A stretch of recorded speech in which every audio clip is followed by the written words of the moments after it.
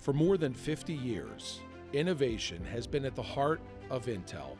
From campuses to hospitals, battlefields to the stars above, we are trusted by our partners to meet their mission challenges head-on, accomplish their goals, and improve lives across the globe.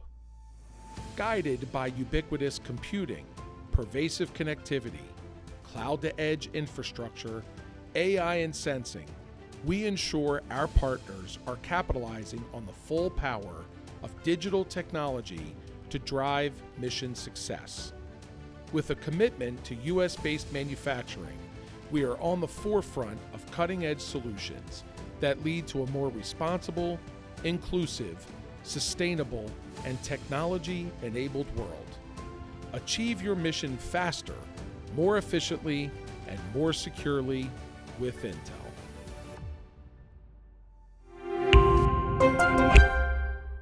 Welcome to our spring symposium. I'm Suzanne Wilson Heckenberg, the president of INSA and the INSA Foundation. I hope you enjoyed the networking this morning. There is certainly more to come throughout the day. I want to thank Finch AI for sponsoring the breakfast this morning and Accenture Federal Services for supporting our registration process. As you can see, we have a full house for today's discussion. It was actually sold out. We're going to talk about ethics to advanced analytics, innovation, and tackling big data challenges. We will explore how these technologies can provide the competitive edge our nation requires. I anticipate today will spark insightful conversations about the challenges and opportunities ahead and how government can partner with and learn best practices from industry, which is often at the forefront of developing these important tools. On your tables are notebooks provided by CACI. We encourage you to make use of them. You will also find note cards on your tables, sponsored by Primer. When you have a question from one of our speakers, please jot them down. Our very capable INSA graduate student interns will be roaming the room collecting the question cards. Now, we could not host this type of program without the caliber of the sponsors that we have today. It's a long list, but please join me in recognizing our sponsors. Apira Technologies, Amazon Web Services, Base2 Solutions, BlackBerry, Booz Allen, CACI, Carahsoft, Enabled Intelligence, Finch AI, Freedom Consulting, Google for Government, Intel, Mantech, Melwood, Percipient AI, Primer, Pira, Stealth Communications, and Strongbox Cyber Solutions. A round of applause for their support. We're also pleased to welcome members of the press today. As a reminder, this program is on the record and will be recorded. Compliments of Intel, a digital playback sponsor. And finally, we hope you will join us for our closing reception at Grand Cru, courtesy of Booz Allen, which is right behind us through these doors. The venue is conveniently located. Simply bring your lanyard for entry to the reception. This will provide a wonderful opportunity to connect with colleagues and discuss program highlights. I hope you all can be there. Now, it is my pleasure to introduce Allison Laporte-Oshiro, Senior Manager for AI, ML, and National Security for AWS. She will introduce our morning keynote. Allison, over to you.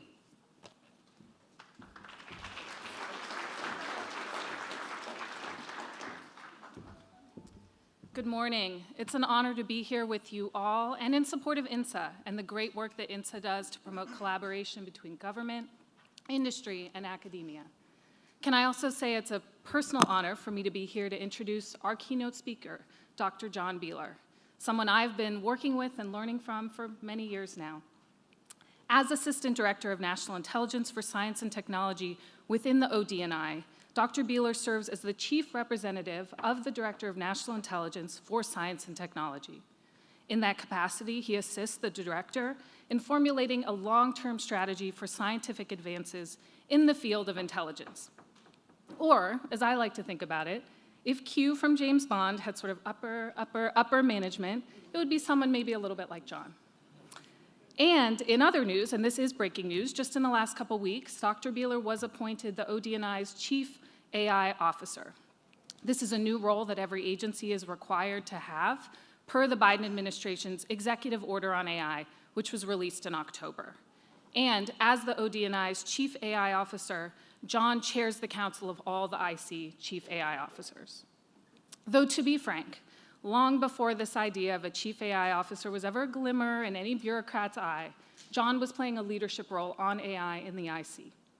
He was instrumental in standing up the ODNI's AIM, or Augmenting Intelligence with Machines Center, and before coming to ODNI, spent many years as a program manager at IARPA, leading programs on human language technology, machine learning, and identifying vulnerabilities in artificial intelligence systems.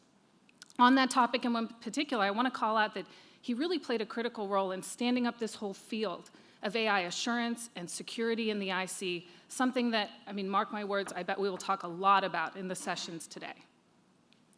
John, we've talked a couple times recently about how peculiar it is to find ourselves in what is unquestionably this AI moment, where everyone from the Director of National Intelligence to the National Security Advisor on down is not only talking about the role of AI in grand strategy and national security, but also able to go home and play with and interact with these Gen AI-based systems in a way that is very personal and visceral, unlike the previous wave of AI. And how, while in past years, you maybe were spending a lot of your time encouraging folks in the IC to do more and go faster, you now find yourself in this peculiar role reversal where you sometimes have to remind people of some of the lessons from the past wave of AI and sort of to maybe slow down and apply them here. But can I just say how grateful I am that the IC has you, John, and other leaders, many of whom are here today, who have spent years toiling away at this AI thing long before we were in our AI moment, and as a result bring decades of experience and hard-won knowledge about what's been tried and what works and maybe doesn't work so well, and what's important, not just from a technological standpoint, but from a data strategy and data pipeline standpoint and a people standpoint and culture and process. And I think that experience combined with the really rapid advances that we're seeing is what's going to ensure that the IC really does seize this AI moment. So will you please join me in welcoming our keynote speaker, Dr. John Beieler, to the stage.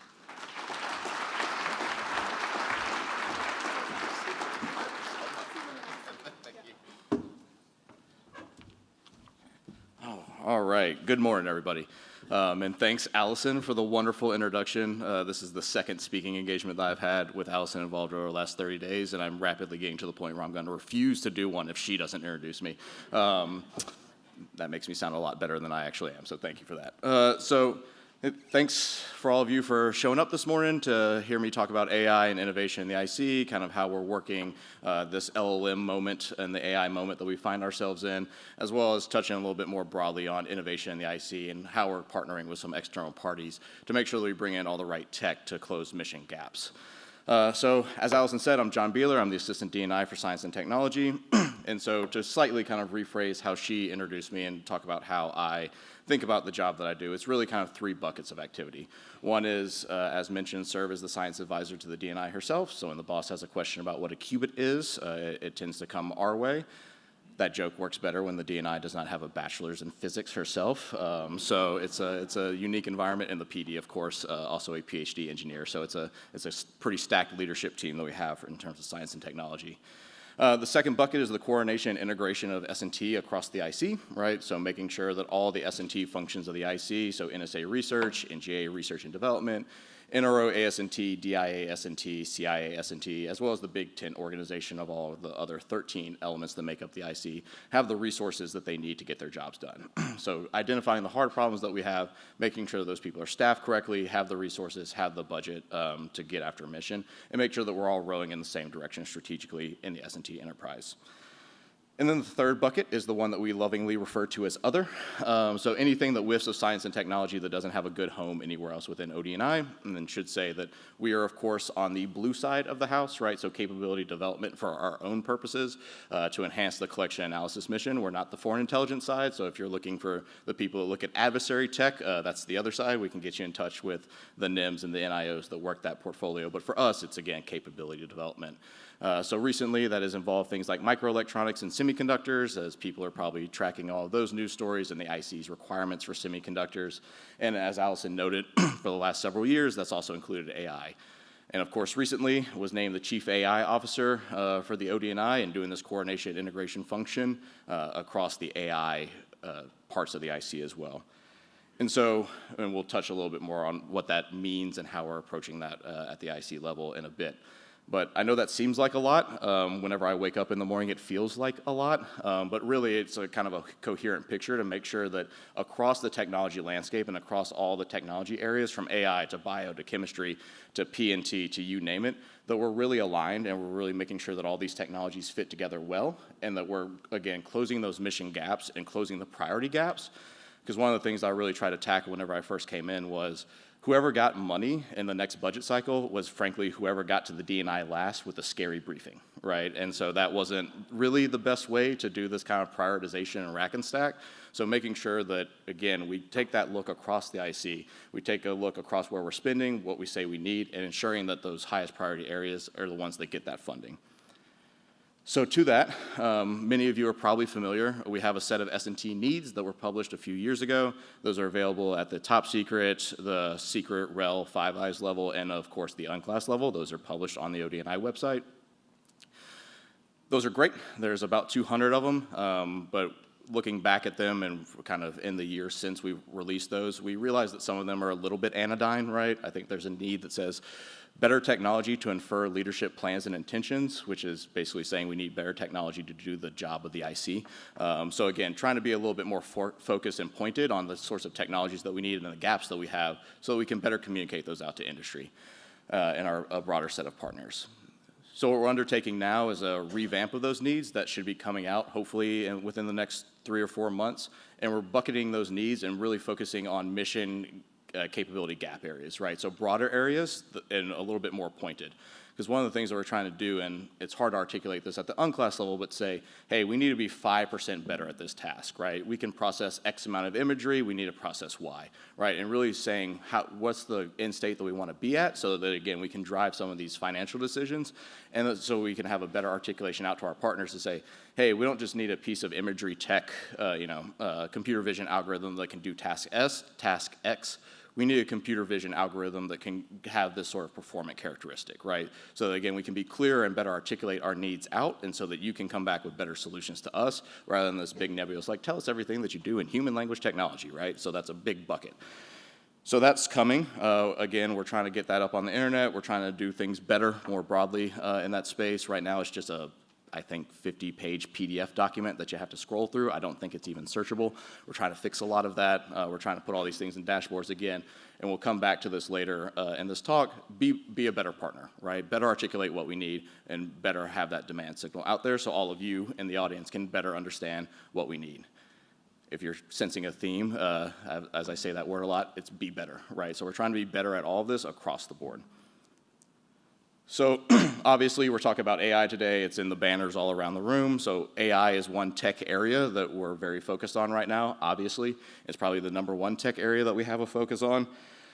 And as Allison mentioned in the intro, we've been on this AI journey in the IC for decades, right? So many folks in this room have deployed artificial intelligence or machine learning. That was at the last speaking engagement that I had with Allison. I noted that I have finally given up the battle and saying machine learning rather than AI.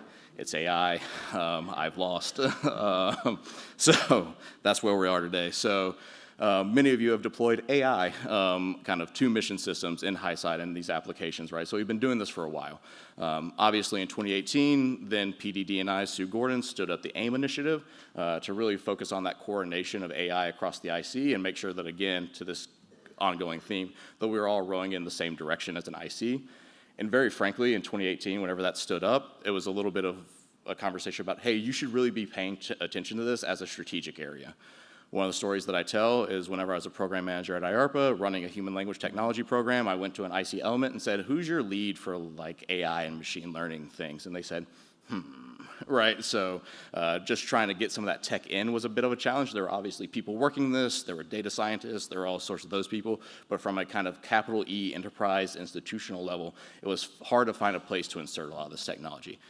I think you fast forward today, right, 2018 to 2014, so 4, 5, 6 years, we have chief AI officers at IC Elements, right? So as many of you are very familiar with the government, that is blazingly fast to move from, hey, you should pay attention to this technology, to having whole governance structures and institutions stood up around these things. So we're actually moving very, very quickly, relatively, to tackle this problem. So we've gone from that kind of 2018, AIM stands up, doing the coordination and integration of some of these things, to the world where we have these kind of governing bodies. So where we are today, we've gone through a little bit of institutional change recently. So obviously, as the title says, I'm an ADNI, I am an office at ODNI. AIM for the first time has been instantiated as a group, so that's another change. AIM was always this kind of thing that was floating off to the side within ODNI. That's bad from a bureaucratic standpoint because it's hard to get at resources, it's hard to staff it appropriately. So it's instantiated within that organization. We're hiring a group chief for that. So again, kind of putting this in regular order to make sure that we're getting after things appropriately. As was mentioned, we have a Chief AI Officer Council around the IC to make sure that we're integrated. And really what we're focusing on as a group is AI governance in the tech. So within AI governance, we are working from a policy standpoint to issue the first IC directive on AI, to do that top-level guidance on AI and what the IC elements should be getting after whenever they deploy artificial intelligence and machine learning. Things like documentation standards, APIs, what sort of data documentation needs to happen, how all these things fit together, the responsible adoption, ongoing monitoring, the responsibility of an individual developer, the responsibility of management and leadership, and so on and so forth, right? And really focusing on that responsible, ethical adoption. And then to that, outlining all the civil liberties and privacy protections that need to go into these algorithms as we develop them. So that's the kind of big governance push. We'll also be releasing an update to the AI strategy in short order. I got a draft on my desk, so that is a thing that exists. So that's not just, we're gonna do an AI strategy. There's paper that exists. Obviously, we have to go through the routing of 18 IC elements to get that out, so that'll take a while. But it will be nothing particularly shocking to anyone, right? But really, we want to make sure that we have that one consolidated viewpoint of what do we think is important for AI in the IC, again, to drive some of those resource conversations. So that's on kind of the governance side. And then on the tech side, making sure that we're, again, articulating our needs out and being better partners out to industry so that we can pull some of this technology in. And to say a few words on what we're talking about when we talk about some of these partnerships with industry, obviously we're in this LLM moment, which is particularly unique because for the frontier models, there's only a handful of companies, not governments, not academic labs, so on and so forth, that have access to the largest frontier models, right? So that's a little bit of a paradigm shift for us in the government. And frankly, you know, one thing that I've already noted as someone coming from an academic machine learning research background that troubles me a little bit is the ability for kind of a broad range of partners to get access to these models to kind of push and pull on them, right?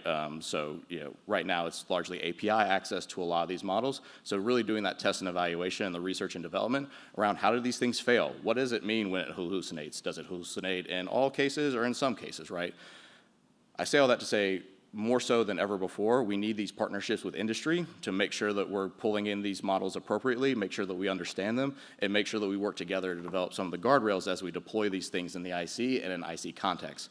Because again, years ago, there was a National Academy Symposium on the science of deep learning where they brought in all the big brains and all these luminaries in machine learning. And after 3 days, there was a panel, you know, well-known names in machine learning. And this was years ago, and it has been burned in my brain ever since. One of those luminaries said, yes, a science of deep learning. We should get one of those. And so years later, I feel like we're still in that same place, right? There was a little bit of advancement on deep learning generally, convolutional neural nets and things like that. I feel like we've almost reset the clock in many ways in this LLM moment to not fundamentally understand how some of these models work and some of the model behavior. So we need to keep pushing those lines from a research and development and test and evaluation side. But even beyond that, really fundamentally, as these models change the way we think and the way we work from a human-machine teaming standpoint, we in the IC need to think through what is the role of a human in intelligence analysis now? That doesn't mean that we won't have humans. In fact, I think it might mean that we have more humans. But again, what is the role? What is that teaming? What is that partnership? And how do we work? And how do we put some of those, again, guardrails in so that analysts understand and collectors understand some of these models that they're working with? So again, that requires deep partnership with industry, with academia, and working through that two-way street where we share information about what our problems are, what we need, and what we're seeing, and get that same back from you. So again, not just buying the widget, but partnering. So I've been saying a lot about partnerships. We'll now pivot a little bit from the AI piece of that specifically to more broadly what we're doing with partnerships with industry and across the government. Folks that I had the very surreal moment a few weeks ago of seeing my picture all over LinkedIn because of an event down in Texas with Doug Beck, the director of the Defense Innovation Unit. I'll tell that story in a second. We signed an MOU with DIU to better partner, right, to be able to get into that deal flow and understand what they're working on. We heard the demand signal from various parts of the government, both in the executive branch and from Congress, that we needed to do more to partner with industry and be innovative in this space. We're doing some of those programs internally for the IC, but one of the easiest ways that we saw to do that was to partner with an organization that's largely figured that out, right? So DIU, Doug's out in public talking about DIU 3.0. We figured that we would skip a little bit that iteration and just latch on to DIU 3.0 rather than having to go through 3 turns ourselves. So that's a nascent partnership where we're working with DIU. We're trying to match that speed of the DIU process, and this is that story that I was going to tell, which is on the speed point, it was 30 minutes from when we signed that MOU to when those pictures and that press release was put up on DIU's website. I don't know any of you that have worked as staff officers in the IC. It does not take 30 minutes for us to get a press release out.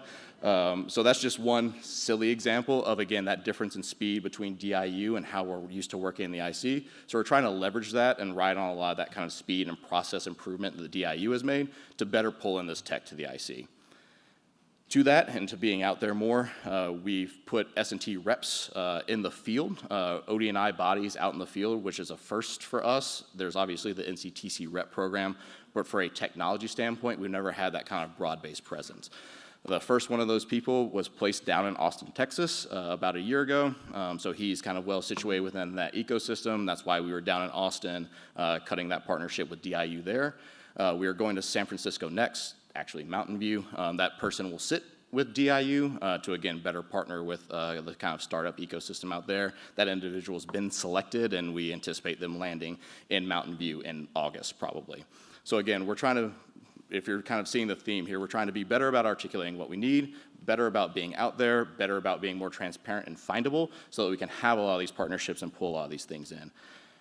So beyond that, we're also standing up programs within ODNI to gap fill where we see issues within the IC. One of those programs is our SIBR program, but not SIBR phase 1 and 2. We're not kind of cutting the 150K, 250K checks. The beauty of the SIBR awards is that if a company successfully completes a SIBR phase 1 or 2, any government agency can sole source to them. So that's what we're pursuing, is sole source contracts to SIBR companies at, large dollar amounts. I won't say the exact dollar amount, but larger than 250K by kind of order of magnitude. So really putting those resources behind these partnerships and bringing this tech through so that we can adapt and adopt a lot of this for the IC. And that's one of the themes that we're really driving both with DIU, with the SIBR program, with the reps, so on and so forth, is scale. Scale both in terms of money and resources behind these problems, but also scale in terms of impact, right?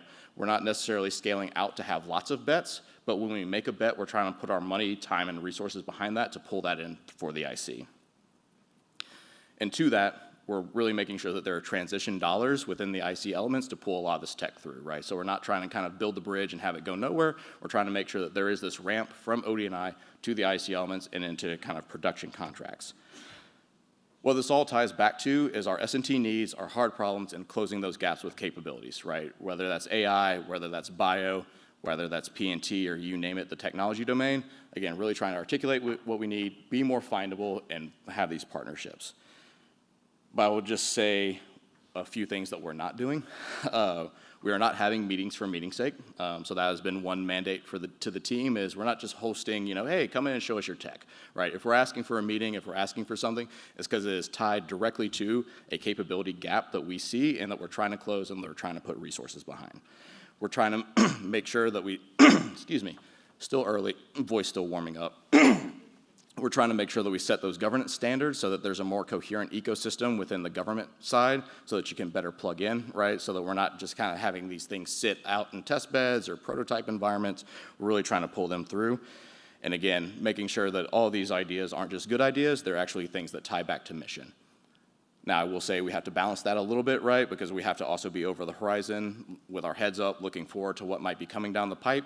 We don't want to just build the faster horse, so to speak. We want to make sure that we're kind of having that balance and not just answering the current today needs for mission, but also looking forward. But again, there has to be some mission demand behind everything that we do. So again, really what we're pushing forward against across AI, across everything, is driving that impact and making sure that we're closing those mission capability gaps. So that's the rundown of where things are today. Hopefully that was a little bit informative for everyone of understanding where we're going, both in terms of the innovation and the partnerships and the technology, but also with AI in particular. I think we've got a little bit of a question and answer period teed up here as well, so happy to get after that and answer any questions that you might have. And thanks for having me.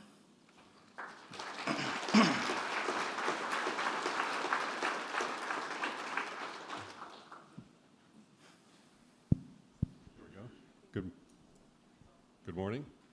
Good morning, everyone. Can you hear me? Okay. Good morning, everybody. For those of you who don't know me, I'm John Doyen. I'm the Executive Vice President of INSA, and welcome. And thank you, John, for those comments. And now we're going to move to some question and answer. And the way this is going to work is we're going to take your questions on the cards. I know we have some already. And continue to send them up, and we'll get them over here to Bishop, and he can bring them. But I'm going to take the first question here. And a prerogative for the first question, and that is, John, as leader of the Council of ICAI officers, what's the #1 issue you're working, and it can't be figuring out your charter? Oh, man. Really got me on that one, because the charter is a big deal. Though I will say, on the charter, it is a DNI chartered activity, so again, it's at the top level, reporting directly to her, so I think that's another thing to really emphasize the importance of this area. So that's why the charter is so important. But I think the things that we're most focused on a council right now is partially the kind of norming and forming, right? So this is a new council. A lot of the people that are these chief AI officers are new to this role. Some of them have been serving a little bit informally in this for their agencies, but it's the first time that they kind of have this formal responsibility tasked to them. So a lot of the time is just getting to know each other, understanding where everyone's coming from, and making sure that we kind of have that community building aspect. But the other is this large focus on the governance and the ICD and those sorts of things to make sure that these foundational documents that we're issuing are responsive to the community needs. So norming and forming, community building, and then the policy are the two things that we're really tackling right now. Great. So thanks for your questions. Keep them coming. We've got time to get to a lot this morning.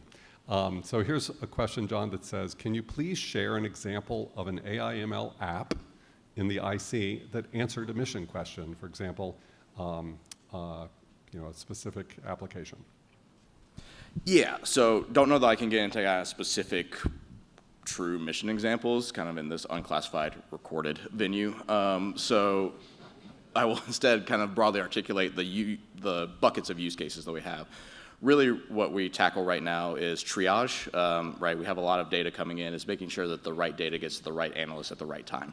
So triage of a variety of types of data is really the kind of focus on a lot of the AI deployment today. There's also kind of back-end work from the tasking collection architecture that is AI/ML enabled as well, but I'd really say that the largest bucket of things that we have deployed right now focus on triage of data for analysts. Great. Another question says, AI technology developments are moving amazingly fast, faster than the government, perhaps, can even identify the capabilities it needs. How do you address that gap that the government is always going to lag behind the lightning fast breakthroughs that are occurring in the tech sector? Yeah, I will agree with that, but then go a step further to say the breakthroughs are moving faster than industry can keep up with in some cases, right? So, I mean, look, the transformer architecture was published as a hypothesis in 2016, and now we have, trillion parameter models based off of near infinite compute, right? So again, from a technology development cycle, even outside in industry and academia, that is lightning fast. But so again, yes, agree with the kind of premise, but I think it's more broad-based. So the reason I say that is because I think a lot of the things that we have to develop and the direction we're pushing is to be flexible at the top level, right? So we've already seen things where it's like, oh, you need to talk about how you're going to deploy LLM model X. And it's like, no, that's not what we're doing. We're putting broad top-level guidance for how the IC elements need to approach these things so that they can be flexible as these things shift, right? I think a couple weeks ago, I actually told a senior policymaker, look, we can't call our shots on this, right? I can't tell you where we'll be 2 years from now, and I don't think anyone can, right? Again, the kind of scaling law observation of LLMs, I think, came as a shock even to OpenAI and Anthropic. So I I'm uncomfortable saying where we'll be 2 years from now, either in terms of compute, in terms of data, in terms of all those sorts of things. So it's, again, really being flexible and allowing IC elements to figure it out as we go and not kind of regretting something that we wrote down on paper 18 months from now. Thanks for that. Yeah, it's a challenge for everyone. Yeah. How will the IC assess the need to leverage commercial LLM models versus training your own? And how will the security challenges be mitigated if leveraging commercial models? Yeah, so I've got a whole rant on training our own LLMs. And having just said all that about not calling our shots, I will now call our shot, which is I don't know that it makes sense for the IC to train its own foundation model from scratch. Right. Part of the beauty of these models is that they're functionally trained on the internet. And while the IC has a lot of data, we have a lot of very particular data and a lot of very particular domains. And so the beauty and a lot of the kind of emergent behavior that you see in the LLMs is if you just train it on everything that human knowledge comprises, it does some fun stuff out of the other side. So I don't know that it makes sense for us to train our own foundation model. That also gets to the point of, as the question asks, around security, right? There's all sorts of things around U.S. persons data, copyright data, those sorts of things that are really, I think, almost intractable from a foundation model perspective. And it's untenable for us to have to retrain a model every time we discover something that we have to blow away. So instead, I think where we're trending right now is use of foundation models trained on kind of the broad corpus that is the internet, fine-tuning in areas where we have unique data sets and unique information, and really providing that context-specific knowledge, and then also things like RAG, retrieval-assisted generation, because we can put some of those guardrails around, hey, if you're searching for something, we can check your tickets against the data and then do the generation based off of that. So also trying to take a little bit of a crawl, walk, run and do some of the easier things first. So focusing on things like RAG out of the gate, because we can wrap our minds around some of these models and again, put more of those guardrails in, and then moving on to fine tuning. And then over a kind of longer time horizon, as we start to square some of those things, thinking through if it makes sense to train our own foundation model. But again, I think that's a much longer time horizon. And instead we should focus on the nearer term wins. And again, get comfortable with this technology and the deployment of it high side. Thank you. Here's another question. Given the significance of third-party providers, how are you bringing procurement into the tent to ensure that they're aligned with the strategy and needs? Yeah, so part of this is, as I mentioned with the ICD, the team did a review of all policies within the IC that might need updates based off of this kind of AI moment that we're in. There's about 15 of them, which is, again, a daunting thought to update 15 policies in the IC. But one of those is the acquisition and procurement policy. Within the directorate that S&T sits, we also have the Assistant DNI for Acquisition, Procurement, and Facilities, Dan Blevins.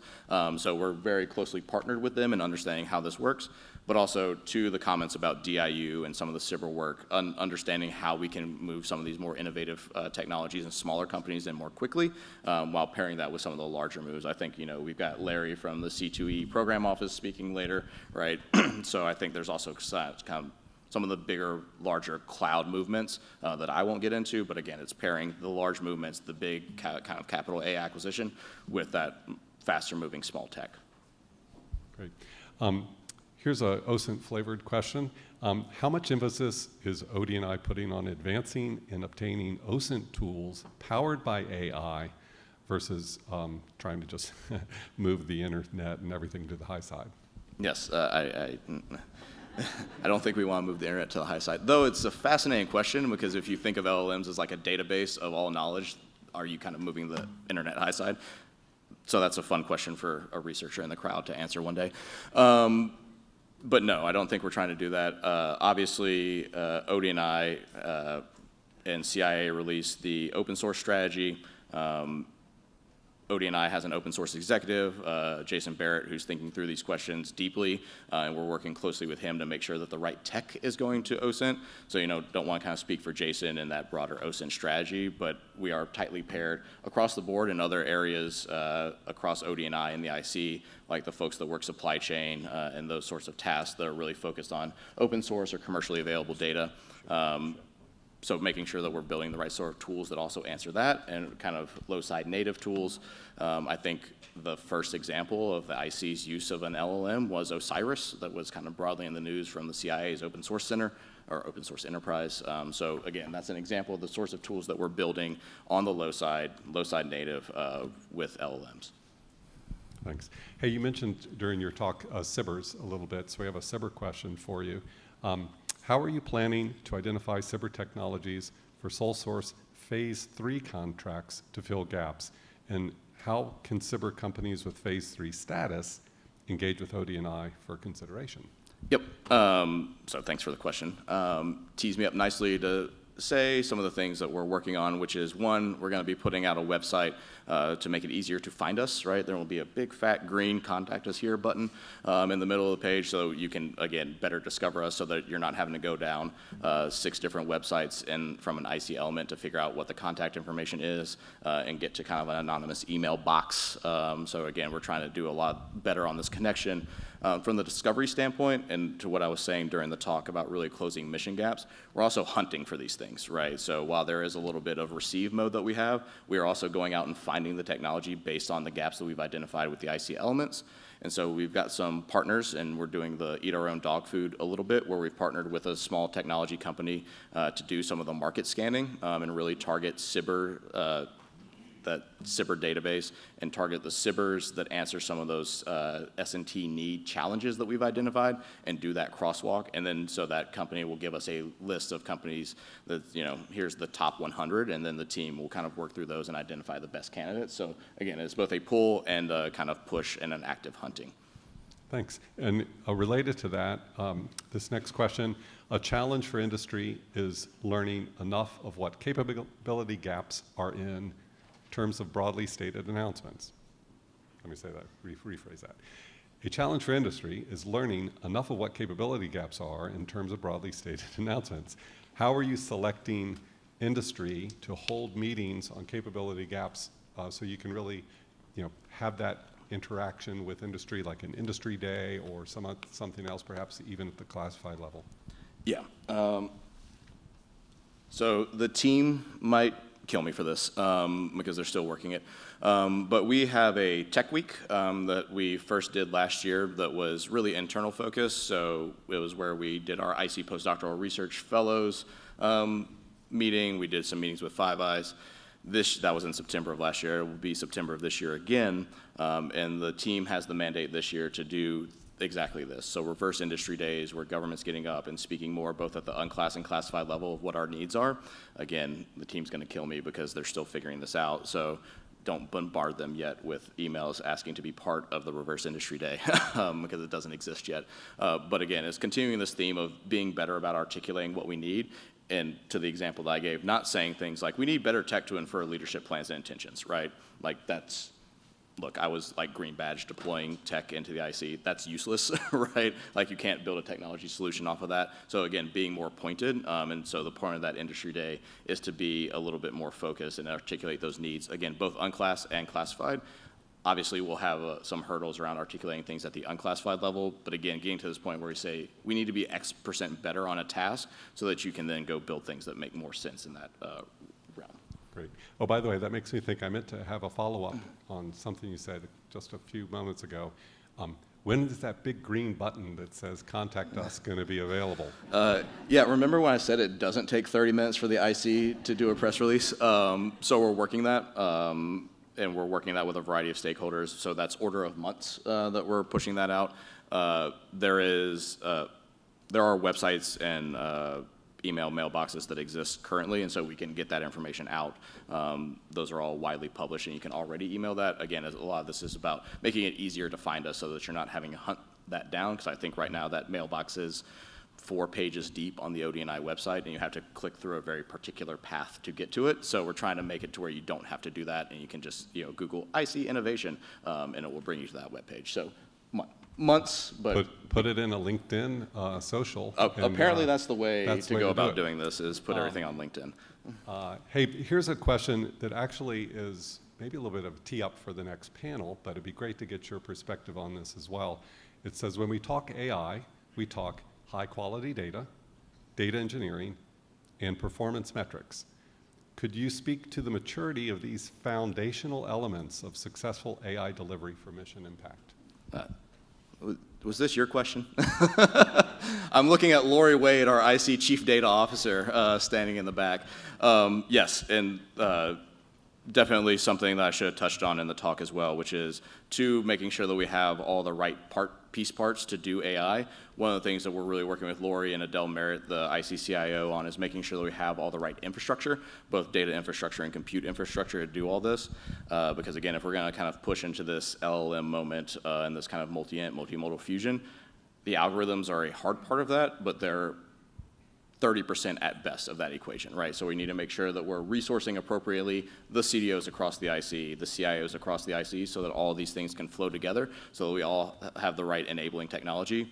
On another event that Lori and I did together, someone asked me what I think AI-ready data and AI-ready compute means, and the example that I gave is whenever I was a researcher, I didn't have to think about it, right? Like I could just go spin up a compute cluster and the data was there and I could just use it. So I think that's, and I'm seeing Lori head nod in the back, that's where we're trying to get to is, as we're deploying these algorithms and as the machine learning folks and the data scientists are working this, they don't have to think about, do I have enough compute? Can I even get to the data that I need and those sorts of things? So it is a super critical point of everything that we're doing. Okay. And I don't think I'm imagining this, but if I recall, you talked a little bit about hallucination. Yeah.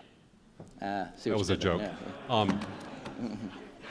The question is, how can the IC tame LLMs so they don't hallucinate? Yeah. Again, this is like a really fundamental research question. So I think it more broadly applies. So I think, again, to this crawl, walk, run idea, putting in guardrails and things so that analysts understand what the outputs of these models look like and what it really means. Also, very frankly, I don't know if anyone's seen Jack Clark from Anthropic do his little spiel where he stands up and has Claude do a report on like the U.S. moon base, and it very confidently writes a report about our moon base. There is no moon base. So demos like that where we can show that to an analyst and say, like, look, it makes it up. And if you ask it a question, it will try very hard to make something up that sounds reasonable and compelling. So one is, again, that kind of socialization aspect. But the second piece of that is focusing on things like RAG, so that we're actually grounding it in reporting, in intelligence data, and not just kind of relying on the model to make things up, but instead summarizing a set of reports, tying it into things that exist and having that grounding. So again, that's why we're looking at doing that first before getting to some of these more challenging use cases. And when I say challenging, I don't just mean from a deployment standpoint. Back to the science of deep learning, challenging from how do these things actually work and how do we have some of these mitigations? Great. Hey, following up on some of the acquisition things we've chatted about this morning, this next question asks, how does the IC decide when the use of one of the acquisition vehicles you've mentioned is appropriate versus engaging IARPA or going into In-Q-Tel? There's a couple different ways we have advanced analytics and cutting-edge technologies that we work with. How do you sort through that?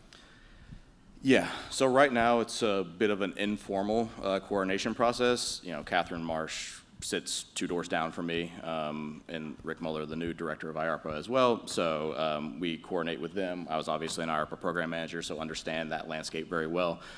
So we figure out kind of what problems might be better fits for IARPA, again, kind of informally. We work closely with In-Q-Tel. We have partnerships with them, and both kind of established partnerships, especially with In-Q-Tel Labs, as well as kind of the investment side of In-Q-Tel as well, which is a more burgeoning partnership. But that's a lot of what we're trying to do through that partnership section that I spoke through, which is be more formalized with this and have a more formal coordination process to understand that we're using the right mechanism at the right time for the right problem set, right? Does an equity investment in a company for a work program make sense from an In-Q-Tel standpoint, or does a DIU commercial solutions opening make more sense, right? Right now we don't have good, yes-no criteria for that, but that's what we're working to. Right now, what we're really trying to make sure is that we have all those pipelines and mechanisms established so we're not coordinating ourselves off from any one approach. And then the next turn at this and the next iteration will be figuring out kind of how we do that routing across the various mechanisms that we have and being more formalized. But with that, I will say, at the same time, we're not wanting to do kind of a top-down dictatorial control of this. So that's the other thing that we're doing by putting all these mechanisms and pipelines in place, is allowing us to be reactive to things when they pop up. This goes to that balance that I was talking about. While we're trying to close mission capability gaps, if something super novel comes down the pipe, we want to make sure that we're positioned to react to that and not just completely baked in with the things that we thought 2 years ago, right? So again, trying to have that balance, trying to make sure that we have all the right mechanisms in place, and that's really hard. As you know, I think, as I and the team say often, like, we will be the ones that solve the transition valley of death, right? So it's been a hard problem for decades, so we're trying to be flexible in that space. Okay, here's back sort of a big picture question again.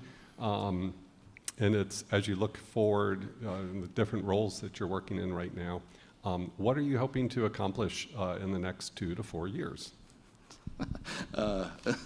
It's a great question. I should think about that sometime. Again, we've made I've been in this job for 5 years, and I think we've made a lot of progress to kind of having a coherent IC ecosystem around a lot of these technologies. And I think the thing that's top of mind for me is really consolidating those gains, right? So we have a lot of these things in place. We have a lot of these partnerships. How do we make sure that those are robust, repeatable, and don't fall apart, right? As anyone knows, new partnerships tend to be personality-based, so we've got using DIU as an example, we've got a great partner in Doug Beck at DIU, but making sure that, the next Doug and the next John can have these sorts of partnerships continue and have that kind of baked in, especially to the IC budget process, is the top of mind. I know that's a kind of boring, very bureaucratic, process-oriented answer, but if you can get things baked into that IPBB process, the budget process, that's how you win. So it's really focusing on that, and unfortunately, to the 2 or 4 year question, it takes a few cycles, right? Like, we're building FY26 budget now, so you have to have a little bit of time on target to make sure that those things percolate. Thanks. I've got 2 similar questions. I'll kind of mash them together here. The first says, their workforce issues. A well-trained IC workforce in AI, data, and other emerging technologies will be crucial. How does the IC AI Council plan to address this?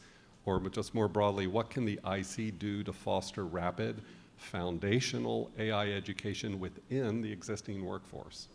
Yeah, so taking the second question first. A lot of this is focused on making sure that folks that are using these tools understand them.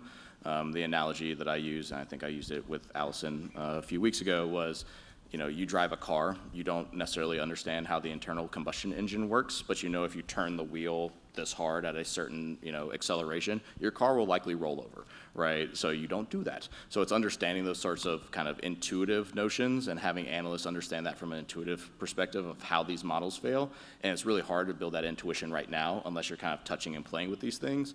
So kind of getting analysts, collectors, and the broad base of the IC workforce familiar with these things so that they understand, like, it's classifying that cat as a dog, right? Or something like that, and understanding some of these failure modes.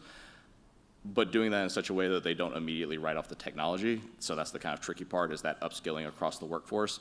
Same thing with, attorneys, acquisition professionals, understanding what it means if you need the training data along with the model, right? What do we need from an acquisition standpoint? Having the attorneys understand that, like, there probably is copyright data in some of the LLMs because it's trained on the internet, and there's copyright data in the LLM and on the internet, and how do we grapple with that? So doing that from an upskilling standpoint, we've got a lot of great programs on that, a lot of great things that ODNI has funded across the IC to provide resources for that sort of upskilling.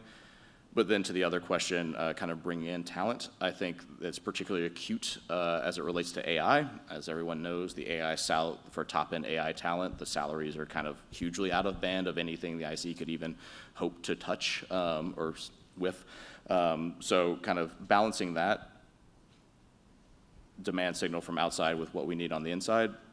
And while AI is particularly acute, it's across STEM talent. So actually the topic at the NSC meeting, which is the Council of the S&T heads, so the kind of broad, non-AI focused S&T heads, is STEM talent. That's the topic that we'll be getting after, kind of how do we address this across the IC and not compete for talent internally, right? Because when you start doing the Venn diagrams of, like, people that want to work national security, people that can get a TSSCI, and then people that have the kind of skill set that we need, it's very small, and what we can't be doing is competing for that small pool of talent across NSA, CIA, NGA, DIA, right? We have to figure out how we share those sorts of resources across the board. Here's another related workforce question. So for individuals who have, let's say, a liberal arts degree and have honed their analytic skills, and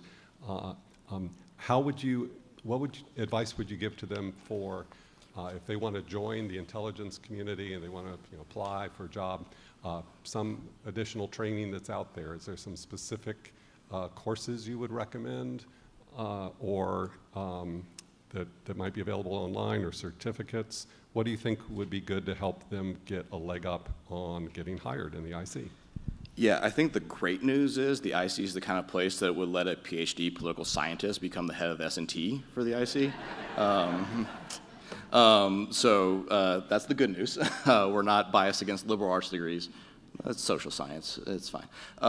So I think that's thing one, right? And from my personal experience, I think that kind of liberal arts, social science background brings a lot to the table, because we are human organizations, right? We are analysts, collectors working. So having the good understanding of the tech, as well as that kind of human standpoint. I think one of the things that we are most challenged with right now in deploying AI is having the understanding of the analysts and the people that do the job day to day. We have a lot of technologists that will build tools, but again, understanding what the analyst needs. We have people saying things like, we should build summarization tools for the analyst.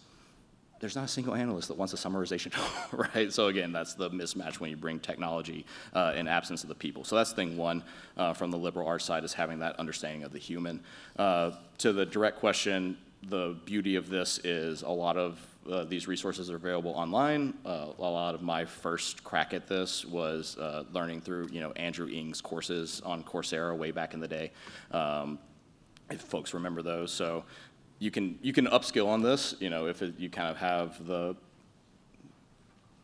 inclinations to understand some of these things and have a passion for it. It's not hard to learn. All the resources are out there.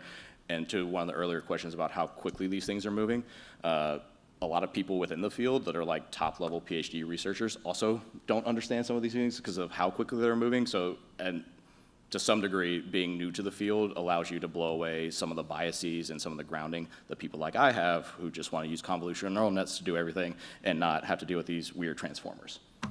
Okay, I think we have time for maybe one, maybe two more questions, but we'll see how long your answer is on this. Do you have an approach to fast track proven tested AI capabilities into production? And I guess that's part of the ATO thing, right? And how are you evaluating then for security, trust, cybersecurity, et cetera?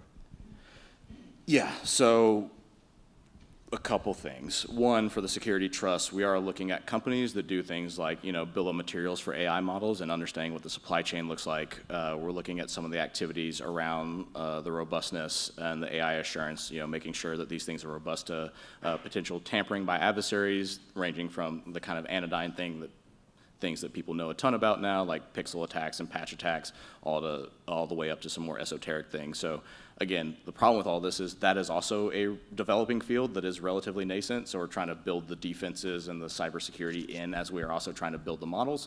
So that's complicating in that factor. In terms of the first part of the question on kind of fast tracking things, to the ICD and some of the governance, what I said about trying to build that coherent ecosystem, that's what we're trying to get to, is, there is some ecosystem that you can build against, and that will make it faster to insert some of these technologies. But the thing that stuck out about that question is, proven AI technologies, and I think my question back would be, what does that mean, right? Because I think a lot of times, while tech works on the outside, it sometimes sputters and fails on our problems in the IC. I think I was saying this earlier whenever I walked in, that across the 15 years of AI deployment in the IC that I've been tracking, I don't think there's a single example of being able to lift and shift an external model to an IC problem and have it work out of the box. So again, that doesn't mean they're bad, that doesn't mean they won't work, it's just that kind of immediate lift and shift doesn't happen very easily. So that would be the question back, like, what do we mean by proven? Okay. Hey, we're out of time, but I'll say, do you have any closing thoughts for us before you wrap up here? No, just thanks a ton for all of you with the partnerships. We welcome feedback. if anything resonated or didn't resonate, happy to hear that feedback. Again, we're trying to be better about a lot of this. We're trying to be more out there. We're undertaking a little bit of a fundamental pivot of how we think through these things, as well as the role of ODNI as it relates to technology in the IC. So welcome that feedback and input. That's part of the reason why I spoke relatively quickly, because I wanted to hear from all of you so I can have a better understanding of what those questions are, because that's part of the thing that we're driving to is less time of just me and people like me up here pontificating, and again, understanding how we can be a better partner and have more of that outreach. So thanks to all of you for taking the time. Thanks for all the questions, and thanks to John and INSA for having me today. Well, thank you, Dr. John Beieler, everyone.